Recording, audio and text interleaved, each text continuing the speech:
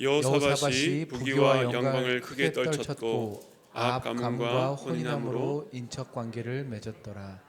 2년 후에 그가 사마리아의 아합에게 내려갔더니 아합이 그와 시종을 위하여 양과 소를 많이 잡고 함께 가서 길르앗 라못 치기를 권하였더라.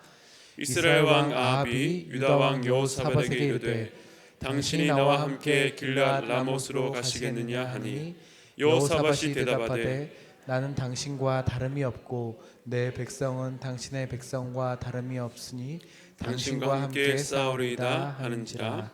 아멘. 네, 오늘은 분열 왕국 7번째 시간입니다.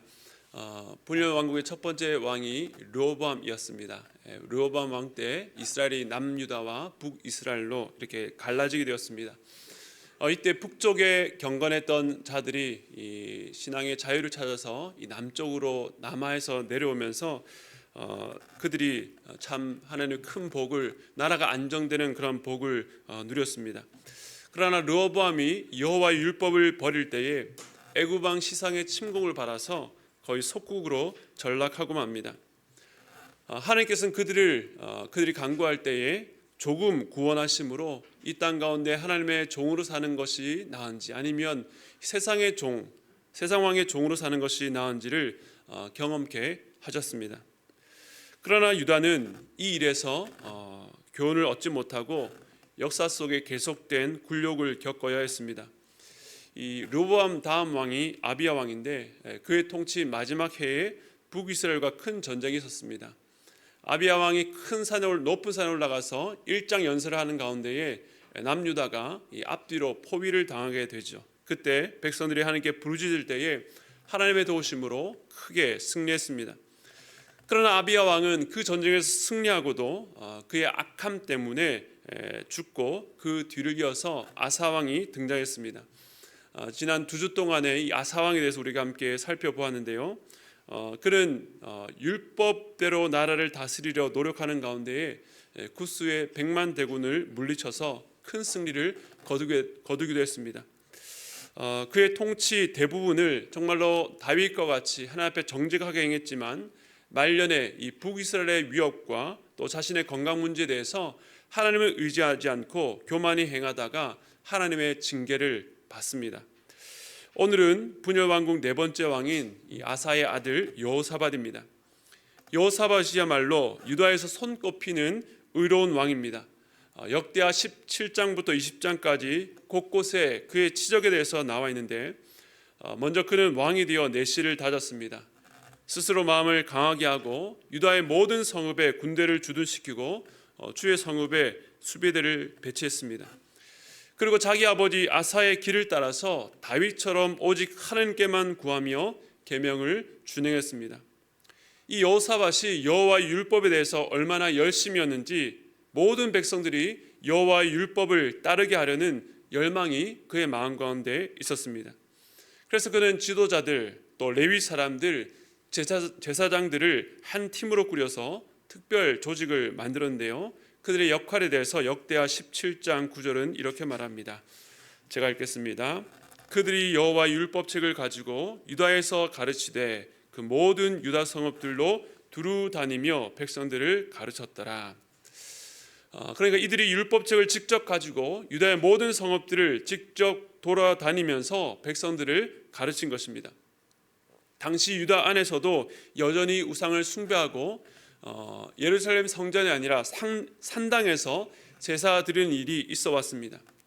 이것이 한두 해 있었던 일이 아니라 가나안 땅에 들어오면서부터 뿌리 깊게 밴 그릇된 종교의 형태였습니다. 비록 그의 아버지 아사가 2차례에 걸친 개혁을 했지만 여호사밧 시대에 또다시 그 우상을 제거하는 일에 힘을 쏟는 것을 보면 잡초를 아무리 잘라도 다시 무성해지는 것처럼 사람 마음속에 우상을 향한 간절한 열망을 뿌리 뽑는 것이 참으로 쉽지 않다는 것을 알 수 있습니다. 그래서 여호사밧은 그냥 우상만 제거하는 데 그치지 않고 여호와의 율법을 백성들에게 가르칠 수 있도록 오늘날로 말하면 율법 교육팀을 조직해서 각 지역마다 파견한 것입니다. 저희 교회는 개척한 이래로 훈련하는 목회 철학을 갖고 있습니다. 학기 중에 여러 훈련이 있고 이번에는 방학에도 훈련이 있습니다. 이번 주 토요일부터 큐티 학교가 있고 또 1월 21일에는 성경 전체를 잘 이해하기 위해서 우리 교수님으로 봉직하시는 협동 목사님 모시고 3주간 성경 강의가 예정되어 있습니다. 사랑하는 성도 여러분, 말씀을 공부하고 들을 수 있는 기회가 있을 때에 열심을 내시기 바랍니다. 오늘도 이처럼 하나님께 예배드리기 위해서 오신 여러분들 정말 복된 자리에 있는 것입니다. 축복합니다. 여호사밧은 또한 견고한 성읍마다 재판관을 세우고 근무 강령을 이렇게 제시합니다. 역대하 19장 6절인데요. 우리 함께 읽겠습니다. 시작. 재판관들에게 이르되 너희가 재판하는 것이 사람을 위하여 할 것인지 여호와를 위하여 할 것인지를 잘 살피라. 너희가 재판할 때에 여호와께서 너희와 함께 하심이니라. 아멘. 하나님 앞에서 하나님을 두려워하는 마음으로 공정하게 판결하라는 것입니다. 이처럼 여호사밧의 통치는 하나님의 나라인 이스라엘을 대리 통치하는 왕으로서 무엇을 해야 되는지 그 역할을 그가 제대로 알고 있었다는 것을 알 수 있습니다. 이 나라는 세상의 왕이 아니라 하나님께서 그 왕을 통해서 다스리시는 나라였던 것입니다.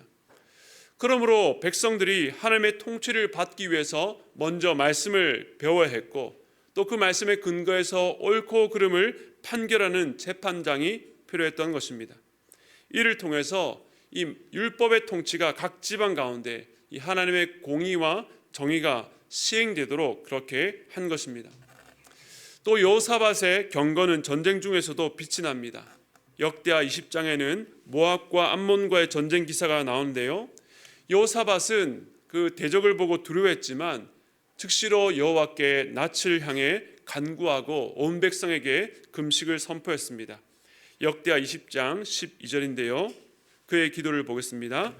우리 하나님이여 그들을 징벌하지 아니하시나이까. 우리를 치러 오는 이 큰 무리를 우리가 대적할 능력이 없고 어떻게 할 줄도 알지 못하고 오직 주만 바라보나이다 하고, 이 앞뒤 본문을 우리가 다 읽지는 않았지만 성경에는 유다의 모든 사람들 심지어는 자녀들과 어린 아이들까지 함께 여호와 앞에 서 있었다라고 기록합니다. 여호사밧은 모든 백성들에게 이 환난과 어려움 가운데에 여호와를 의지하는 기도가 무엇인지를 몸소 보여주었습니다. 그의 기도를 보면 여호사밧이 얼마나 전심으로 여호와만을 의지했는지 알 수 있는데요. 우리가 지난주 보았던 말씀, 여호와의 눈은 온 땅을 두루 감찰하사 전심으로 자기를 향하는 이에게 능력을 베푸신다라고 하는 그 약속대로 하나님께서 이 유다를 위해서 놀라운 능력을 베푸셨습니다. 하나님의 영이 레위 사람 야실에게 임합니다.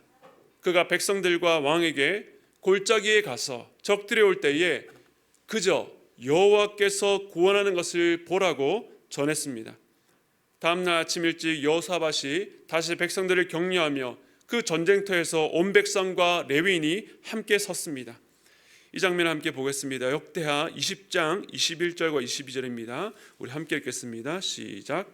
백성과 더불어 의논하고 노래하는 자들을 택하여 거룩한 예복을 입히고 군대 앞에서 행진하며 여호와를 찬송하여 이르기를 여호와께 감사하세 그의 인자하심이 영원하도다 하게 하였더니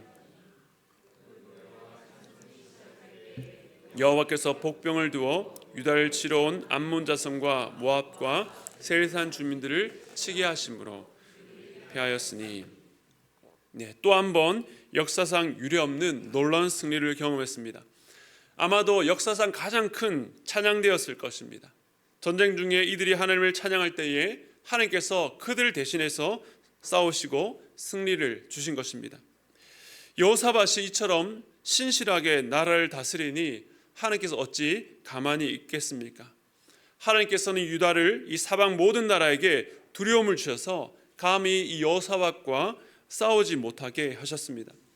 그동안 이스라엘을 괴롭혔던 블레셋 사람들이 여호사밧에게 예물을 드리고 조공을 바쳤고 아라비아 사람들도 수천 마리의 양과 염소를 바쳤습니다. 이렇게 강해진 여호사밧은 더욱더 요새를 강화하고 국고성을 건축하고 용맹스러운 군사들을 많이 두었습니다. 오늘 본문은 이와 같은 여호사밧의 의로운 통치, 여호와만을 의지하는 경건이라는 문맥에서 살펴보아야 됩니다. 지금 설명했던 내용이 오늘 본문에서 어떻게 이어지는지 한번 보시기 바랍니다. 오늘 본문 1절을 이러한 여호사밧의 아주 훌륭한 통치 속에서 한번 읽어보겠습니다. 1절 말씀 함께 읽겠습니다. 시작. 여호사밧이 부귀와 영광을 크게 떨쳤고 아합 가문과 혼인함으로 인척 관계를 맺었더라. 여호사밧의 부귀와 영광이 유다라고 하는 지역을 벗어나 당대 주변에 크게 떨쳤습니다. 그런데 그 다음 말이 참 이해하기 힘든 부분입니다. 이렇게 정점에 있는 여호사밧이 이 아합 가문과 혼인함으로 인척 관계를 맺었다는 것입니다. 이방 나라가 아닌 형제 나라였던 북이스라엘과 혼인 관계를 맺는데 그것이 뭐가 문제인가라고 생각할 수도 있겠지만 이 아합 가문은 이스라엘 역사 속에서 가장 악한 가문 중에 하나입니다. 북이스라엘 왕 아합은 북이스라엘의 네 번째 왕조에 속한 왕이었습니다. 여로보암이 북이스라엘 초대 왕이었고 그 이후에 바하사가 역성혁명을 일으키다가 죽었고 그 아들 엘라가 다시 그 엘라 때에 시므리가 며칠간 왕권을 잡았다가 이 오므리라고 하는 군대 장관이 다시 왕권을 잡습니다. 이 오므리가 아합의 아버지였는데요. 이 오므리 왕조는 악했던 이스라엘을 가장 악하게 만들었고 그 중에서도 아합은 이스라엘 역대 최악의 왕으로 꼽힙니다. 아합이 다스렸던 북이스라엘은 당시 군사적으로 또 영토적으로 볼 때 매우 강하고 힘이 있었지만 하나님 앞에서 볼 때는 참으로 최악이었습니다. 아합은 여로보암의 죄를 오히려 가볍게 여기고 성경의 대표적이었던 악녀 이세벨을 아내로 삼아서 북이스라엘이 바알 종교로 완전히 돌아서게 했던 왕이었습니다. 그런데 유다에서 가장 경건했던 왕이 이스라엘 역사 가운데 가장 악한 왕과 사돈을 맺은 것입니다. 전혀 어울리지 않는 조합입니다. 앞서서 제가 설명을 드렸지만 여호사밧은 정치, 종교, 군사 등 모든 면에서 흠이 없었다라고 할 수 있습니다.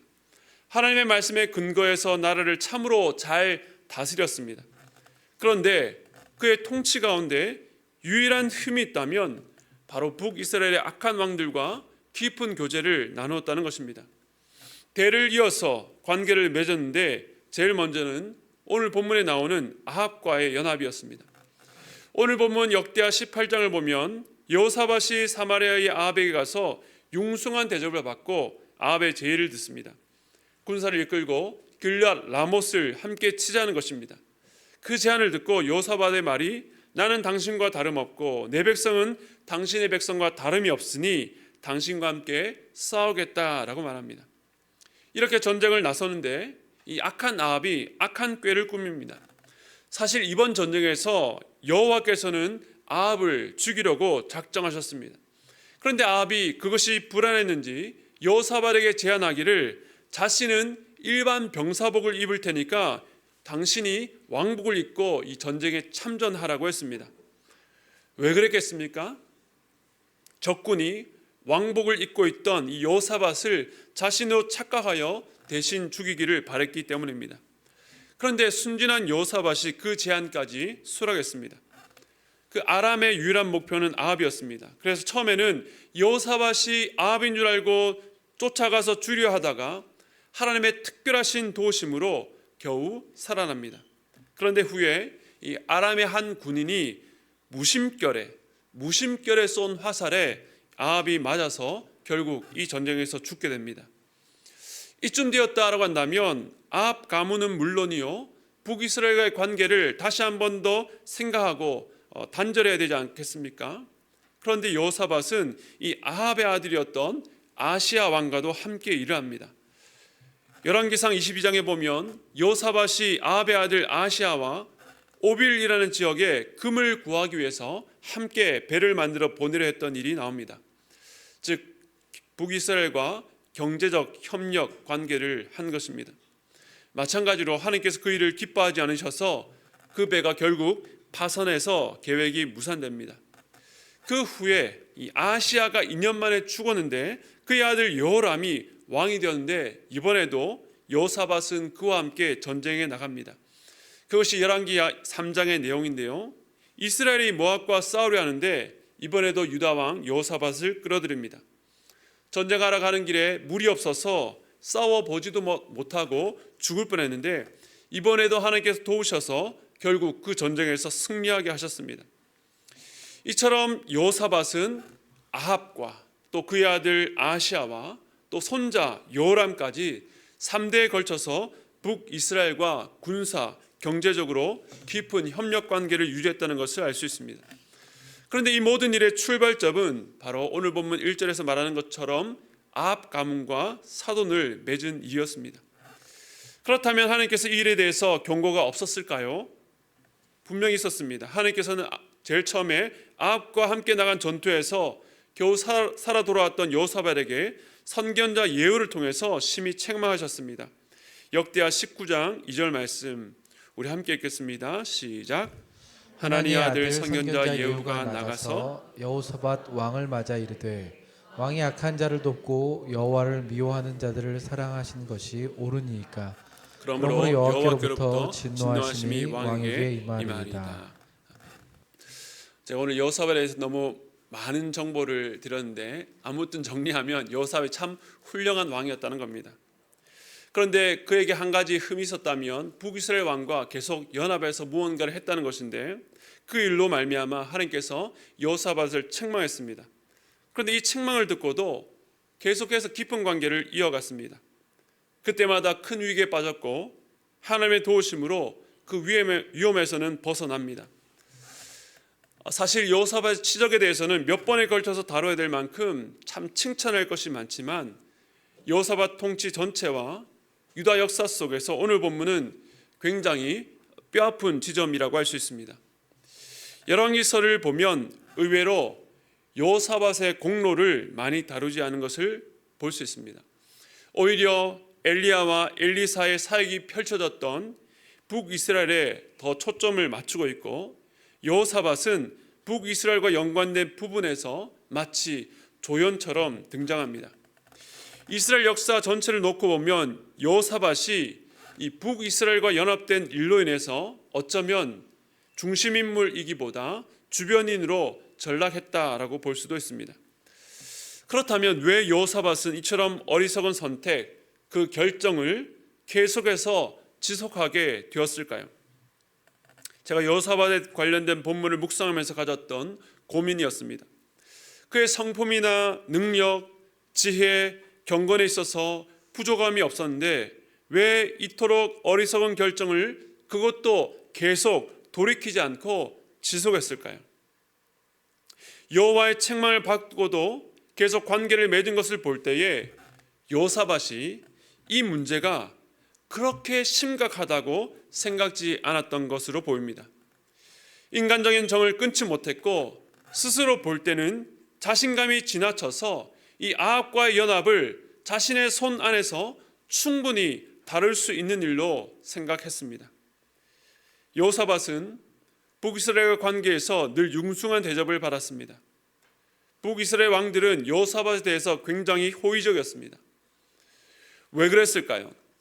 이전에는 남과 북이 늘 적대 관계였습니다. 왜냐하면 그들이 가는 길, 여호와의 신앙의 가치관이 달랐기 때문입니다. 그래서 북이스라엘은 틈만 나면 항상 유다를 삼키려고 했습니다. 그런데 왜 여호사밧에게는 호의적으로 변했는가? 그것은 여호사밧 때에 그의 나라가 강했기 때문입니다. 악인은 강자에게 약하고 약자에게 강한 법입니다. 그런데 악인이 강자에게 약할 때에도 발톱을 숨기고 있을 뿐이지 그 발톱을 뽑지는 않습니다. 악인이었던 아합은 강자였던 여호사밧의 마음을 사기 위해서 그를 매우 존귀하게 대했습니다. 그를 초대하고 그를 위해 양과 소를 많이 잡았습니다. 왜냐하면 그에게서 무언가를 얻어낼 수 있었기 때문입니다. 여호사밧은 이렇게 인간적인 정으로 다가오는 아합을 좋아해서 그를 끊지 못했던 것입니다. 대적이라 할지라도 좋은 관계를 유지하는 것이 꼭 나쁜 것은 아닙니다. 그러나 여호사밧은 자기가 있는 자리가 무엇인지, 그의 사명이 무엇인지를 알았어야 됐습니다. 율법에 따라 백성을 다스려야 하는 왕이 하나님께 반하는 아합의 가문과 혼인하여 인척이 되는 것은 나중에 보겠지만 나라 전체를 위험에 빠뜨리는 일이었습니다. 여호와를 미워하는 자를 사랑하는 것은 옳지 않은 일이었습니다. 사실 오늘 본문을 보면 이 일이 여호사밧과 당대 유다에게는 큰 영향을 주지 않은 것 같습니다. 이런 관계 속에서도 여호사밧의 경건은 무너지지 않았기 때문입니다. 그는 북이스라엘과 협력을 하면서도 때마다 선지자를 찾아서 하나님의 뜻을 묻습니다. 그리고 북이스라엘의 바알 종교도 가져오지 않았습니다. 당시에는 여호사밧이 경건하고 의로웠고 하나님만을 의지했기 때문에 이 아합 가문과 연결되어 있으면서도 위기는 겪었으나 큰 실패가 없었던 것입니다. 그러나 그렇다고 그의 잘못이 가려지는 것도 아닙니다. 당장 실패를 하지 않은 것보다 그에게 주어진 기회를 낭비했다는 것에 더 큰 책임이 있습니다. 여호사밧은 하나님께 부여받은 복과 경건을 통해 그 나라를 더욱더 아름다운 나라로 세워갈 수 있었지만 이 아합 가문과의 연합으로 인해서 그 모든 기회가 낭비되었습니다. 더 심각한 문제는 그가 했던 선한 일들, 개혁들이 자기 다음 세대에 이어지지 않았는데 오직 아합 가문과 맺은 그 관계만 계속 이어졌다는 것입니다. 경건을 잃어버린 다음 왕이 아합 가문과의 관계만 남게 되면 어떻게 되었을까요? 여지없이 무너집니다. 그 영향력은 참으로 끔찍했습니다. 그 시작이 바로 여호사밧 이후부터였습니다. 오늘 말씀은 우리가 이 땅을 살면서 이 불신자들과의 관계 설정을 어떻게 되는가에 대해서 중요한 메시지를 줍니다. 오늘 말씀의 제목이 멍에를 함께 매다입니다. 여호사밧은 한마디로 말하면 함께 멍에를 매지 말아야 될 사람과 멍에를 맺습니다. 여호사밧을 묵상하면서 고린도후서 6장 14절 말씀이 떠올랐는데요. 우리 함께 읽겠습니다. 시작. 너희는 믿지 않는 자와 멍에를 함께 매지 말라. 의와 불법이 어찌 함께하며 빛과 어둠이 어찌 사귀며. 이 멍에를 함께 매지 말라는 말이 무엇일까요? 불신자들과 아예 사귀지도 말라는 뜻일까요? 그렇지 않습니다. 이 말씀은 불신자들과 일괄적인 분리를 요구하는 것이 아닙니다. 고린도전서 5장에 보면 사도 바울이 교회 안에 있는 음행하는 자들과 사귀지 말라고 권면하면서 그 말은 모든 음행하는 자들, 즉 모든 세상 사람들과 관계를 끊으라는 말이 아니라고 설명합니다. 그렇게 하다가는 이 세상 밖으로 나가야 되기 때문입니다. 우리가 학교를 다니고 직장을 다니고 사업을 할 때에 믿는 사람들과만 지낼 수 없습니다. 당연히 믿지 않는 사람들과도 교제를 하고 함께 일을 할 수밖에 없습니다. 그렇다면 함께 멍에를 매지 말라는 의미가 무엇일까요? 많은 사람들이 이 본문을 불신자와 결혼하지 말라는 증거 본문으로 택합니다. 그러나 그것이 이 본문의 일차적인 목적은 아닙니다. 사도 바울은 다른 본문에서 이미 비그리스도인들과 결혼했다면 이혼하지 말고 오히려 그가 믿는 배우자로 인해서 거룩하게 되도록 함께 살라고 권면했습니다.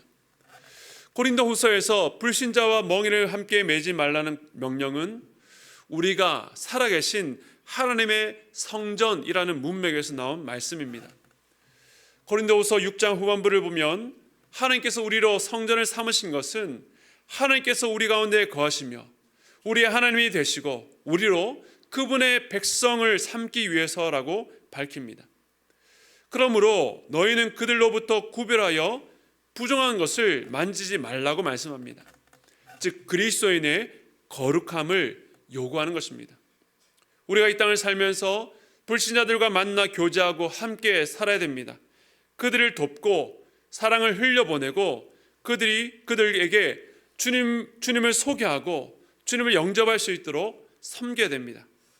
그러나 하나님께서 분명하게 선을 그으시는 것, 그 세상과 명백히 구별되어야 하는 것입니다. 그것이 바로 멍에를 함께 매지 말라는 의미입니다. 이 거룩에 관련된 명령은 1번부터 10번까지 거룩해지는 항목을 만들어서 지켜야 되는 것이 아닙니다. 그렇게 지켜서 거룩할 수 있다는 것은 예수님 당시의 바리새인 율법주의자로 돌아가는 것입니다. 단순히 어떤 항목을 지켰다라고 해서 말할 수 있는 거룩함이 아닙니다. 우리는 주께서 우리에게 주신 말씀들, 여호사밧의 삶과 그 이후 왕조들의 역사들을 깊이 읽어 내려가며, 또한 고린도후서에서 우리가 하나님의 성전이기 때문에 불신자들과 멍에를 함께 매지 말라는 그 말씀을 곰곰이 생각해 보아야 됩니다. 무엇이 거룩한 삶인가? 내가 직장에서 내 친구들과의 관계에서 어떻게 사는 것이 거룩히 구별된 삶인가? 거기에 대해서 하나님께 지혜를 구하고 엎드려야 되는 것입니다. 마태복음 11장에서 예수님께서는 수고하고 무거운 짐진 자들아 다 내게로 오라 쉼을 주시겠다라고 초청하십니다. 예수님께서는 세상의 짐을 내려놓고 이제는 나의 멍에를 매라고 하십니다. 즉 멍에란 어떤 목적을 위해서 함께 한 길을 걷기 위해서 묶는 도구입니다. 우리가 주님과 함께 멍에를 메고 가야 되는 일에 세상과 멍에를 맨다면 어떻게 그 일이 주님을 기쁘시게 해드릴 수 있겠습니까? 그런데 여호사밧은 내가 왕으로서 해야 될 일을 잘 하고 있다는 그 안이한 마음으로 곁눈질하다가 악인과 함께 멍에를 매는 일에 참여했습니다. 그리고 그 일의 피해를 고스란히 그의 후손과 남유다가 짊어지는 것입니다. 우리의 삶에서 거룩을 지킨다는 것은 조항이나 목록으로 되어 있지 않기 때문에 명시적이지 않고 모호해 보일 수도 있습니다. 그러나 그렇기 때문에 우리의 삶의 모든 부분에 훨씬 넓고 깊게 다가옵니다. 단순히 겉모습만이 아니라 우리의 마음의 태도, 중심까지 들어가야 되기 때문입니다. 그렇게 하기 위해서는 주님과 함께 멍에를 메고 날마다 그분과 동행하며 그의 지혜에 귀를 기울여야 됩니다. 그리고 주님께서 우리에게 주신 사명에 사로잡힌 자는 주님과 동행의 멍에를 풀지 않습니다. 하지만 그 사명을 내려놓고 곁눈질하게 되면 여호사밧처럼 함께 매지 말아야 될 자와 멍에를 매게 되는 것입니다. 그러므로 우리가 불신자들과 함께 살면서 거룩하게 살기 위해서는 가장 먼저 주님과 함께 멍에를 매는 일에 집중해야 됩니다. 목회자는 말씀을 연구하고 기도하고 그 말씀대로 살며 성도들을 돌보는 일에 전심전력해야 됩니다. 성도들은 하나님께서 각자에 주신 영역에서 하나님께 주신 사명이 무엇인가를 분별하고 그 일에 사로잡혀 살아야 됩니다. 거기에 집중하면 비로소 무엇을 버려야 될지, 무엇을 거절해야 될지를 알게 되는 것입니다. 그러나 거기서 한눈 팔기 시작하면 불편한 일을 하게 되고 세상이 추구하는 생각과 꿈에 사로잡히면 악인들과 멍에를 함께 매는 것입니다. 여호사밧은 그의 통치 기간 내내 아주 훌륭하게 그 역할을 해낸 것 같습니다. 그러나 그것이 그의 사명의 전부가 아니었습니다. 그 이전의 왕들과 비교해 볼 때에 꽤 괜찮아 보였지만 그 위치에서도 하나님께서 원하신 것이 무엇인가를 끊임없이 물어보고 나아갔어야 했습니다. 하나님께서 여러분에게 맡기신 사명은 무엇입니까? 그 맡기신 사명 앞에서 여러분 지금 어떤 자세로 계십니까? 사명에서 벗어나면 절제가 없고 거룩을 포기하게 됩니다. 우리의 삶에서 거룩을 포기하면서 이룰 수 있는 주님의 사명은 없습니다. 내가 아무리 탁월한 비전과 사명을 품었다 해도 거룩과 맞바꾸어 이룬다면 세상의 명예는 되겠지만 주님이 원하시는 사명은 될 수 없다는 것을 기억하시기 바랍니다. 그러므로 말씀 앞에 늘 고민하고 결정하시기 바랍니다. 하나님께서 여러분을 부르시고 맡기신 그 멍에를 메고 주님과 함께 걸어가시는 여러분, 또한 남은 2024년 한 해가 되시기를 주님의 이름으로 축복합니다.